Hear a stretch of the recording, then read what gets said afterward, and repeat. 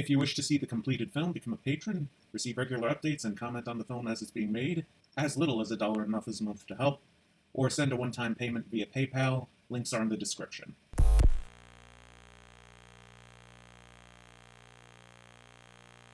Still, this, in 2012, was a part of the media souring on the hardcore gamer, who had been their bread and butter for years. It fed into swelling gamer resentment and suspicion of their fan media. These were the outlets that should have, at least broadly, shared their view. These were the outlets that were supposed to be their consumer champions. Instead, they were attacking their audience. And this was the shape of things to come.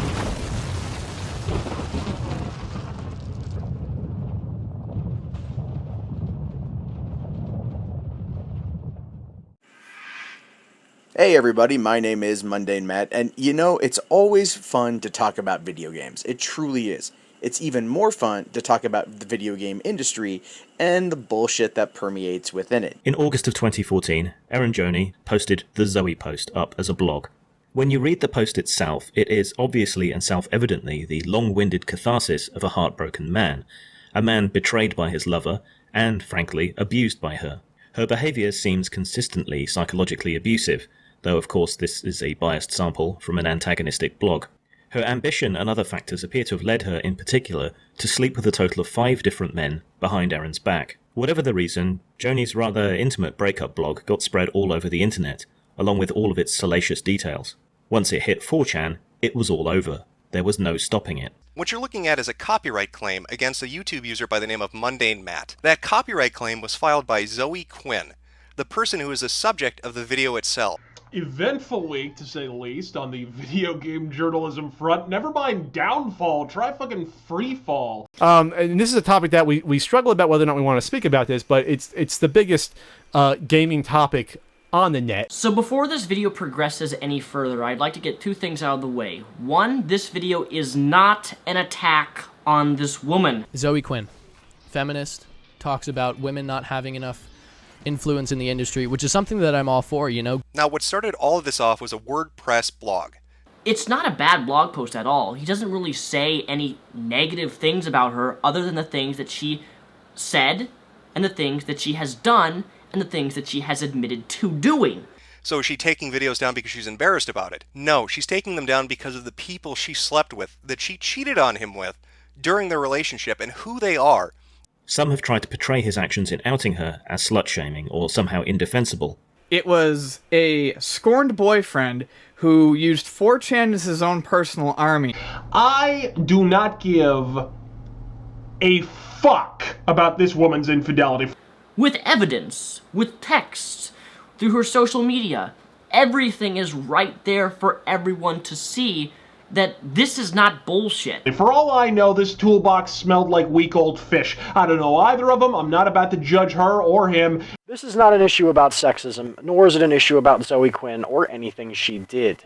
If she had sex with random dudes, then I would be like, this is not news at all. Who don't care? No F skip. It's her business. And in an ideal world, we wouldn't have known about any of this because her ex would have decided to take the high ground and not lower himself to several levels below where he believes his former girlfriend has already ascended. I don't care that Zoe Quinn fucked 5 guys.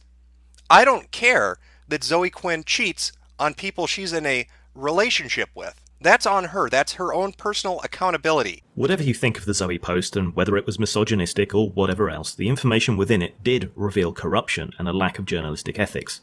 That's not contestable. And so the big controversy is that was she using that to kind of foster her success? This is an issue about journalistic integrity and the position self-proclaimed gaming journalists have taken for themselves in the industry. How the talking head style of discourse has slithered its way into gaming culture, and how the culture, as it is wont to do, mirrors the wider culture as a whole. People put a lot of effort into figuring out who the 5 guys were. The correlation with the burger restaurant of the same name led to a lot of memes at the expense of Quinn and her indoor football team of lovers. 5 Guys was primarily just this, making fun of the tawdry sexual escapades. It was gossip, it was uncharitable, mean, but not anything to be too concerned over. Quinnspiracy, on the other hand, a term coined apparently by YouTuber Internet Aristocrat, was something a little more. Now, if you're like me, you've grown up watching mainstream media, television media, die a death. And it didn't just die this death because of the invention of the internet. It died because of its lack of ethical standards. When you understand who Quinn's alleged lovers were, it becomes somewhat more apparent as to why this would upset and concern people. Guy 1. Brandon McCartan, also known as the guy who made Fez but isn't that shrieking tremulous twat Phil Fish. Guy 2. Kyle Pulver. Guy 3. Nathan Grayson is a journalist at Kotaku and Rock Paper Shotgun. Guy 4. Robin Arnott was the judge at the Indicate Night Selection, which is an award that Zoe's game won, which, of course, drags his judgment into question there. Guy 5. Joshua Boggs, co-founder of Quinn's employer, at the time, Love Shack, and allegedly married, just to add some spice to the tale. Only 3 of these are concrete, 2 are speculative, based on examination of screenshots. These are the kinds of people you might expect someone to have an affair with, people moving in the same circles, work colleagues, and so on. No big whoop, right? Except for Nathan Grayson. Grayson was a journalist. Grayson had covered Quinn glowingly in 3 articles without disclosing their relationship. This was a clear-cut and obvious breach of journalistic ethics, and far from the only lapse on Grayson's part. When it's industry guy, specifically a guy from Kotaku, that makes it newsworthy. One of those individuals was Nathan Grayson, and people like the internet aristocrats are going out of their way to claim that she is exchanging sexual favours for positive press. This as a whole is a breach of ethics within the gaming industry, as it lets people backdoor and get reviews and support on their projects or products unworthy of the sport.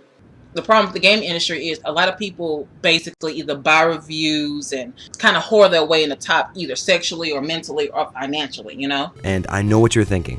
This isn't going to be a piece about the fall of games journalism, because let's be honest, just saying that would insinuate that it hasn't already burrowed itself deeper in the earth. Zoe Quinn is a kinda sorta indie game developer.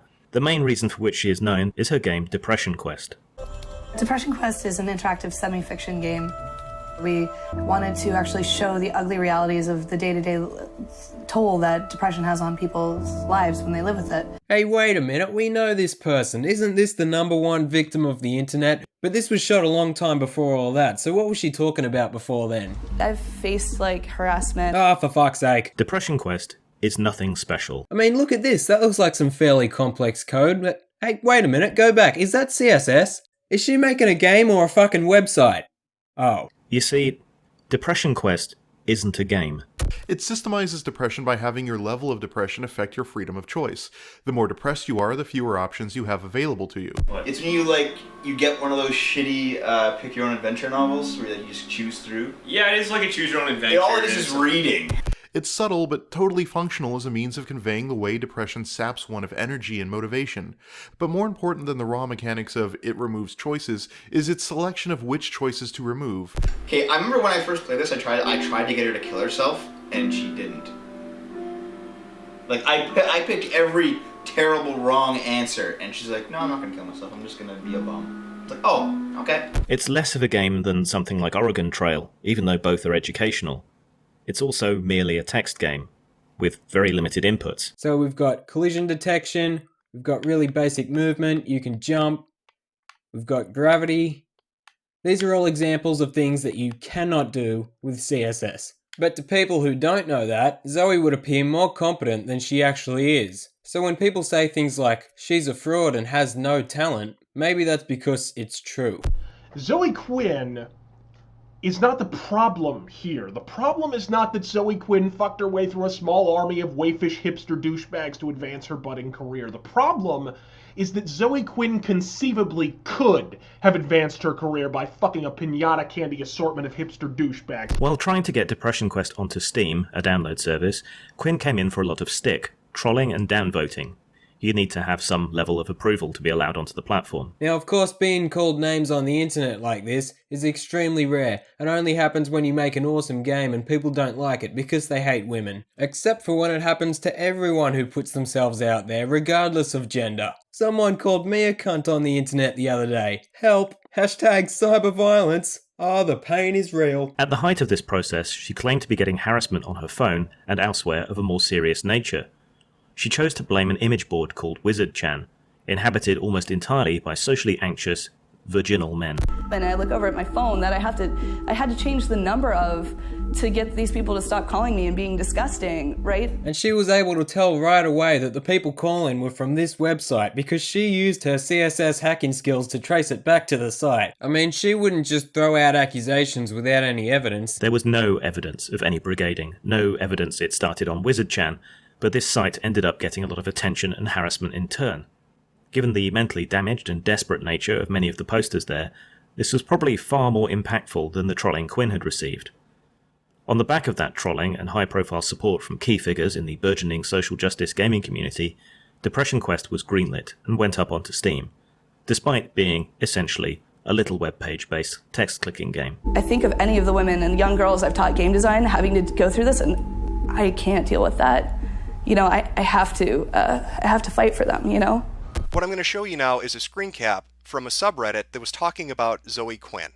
This was posted just a few days ago, and the subreddit, I believe, Tumblr in Action. This is mind-blowing, and it starts to show you just how fucking sick and twisted and corrupt game journalism is. The Fine Young Capitalists are, a somewhat radical feminist group determined to support women in gaming and to get more women into gaming as a whole. Today I'm joined by Matthew Rappard, who's the bondsman of the Fine Young Capitalists Women in Video Game Production. To that end, they organised various events, including a game jam intended to highlight and assist female developers in gaining skills and experience. And what we're trying to do is basically get people who don't normally make media to make media. Any person who identifies as a woman can submit their idea to us on our website at thefineyoungcapitalists.com. They ended up entangled with Quinn after someone mistakenly took them for being transphobic.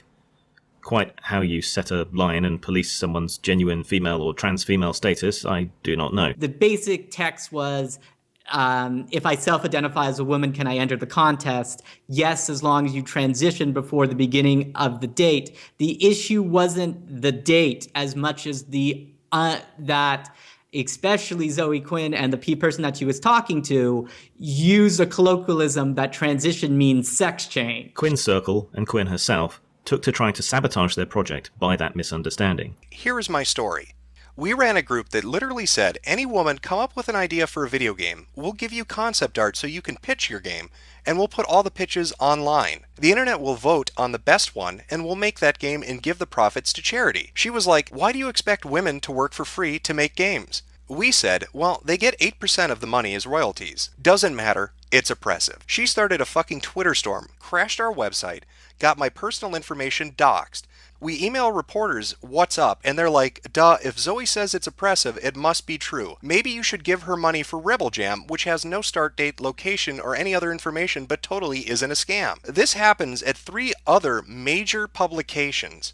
We literally said we'd pay her to consult on future projects, and we'd close down the contest if she would explain to us what exactly is offensive. No response. No response at all. All this information is fucking online. The pitches are online. We did everything we said, but no online journalist will publish the story. Please vote. Even if we don't raise enough money, if we show there's enough interest, we can get a winner a grant to make their game.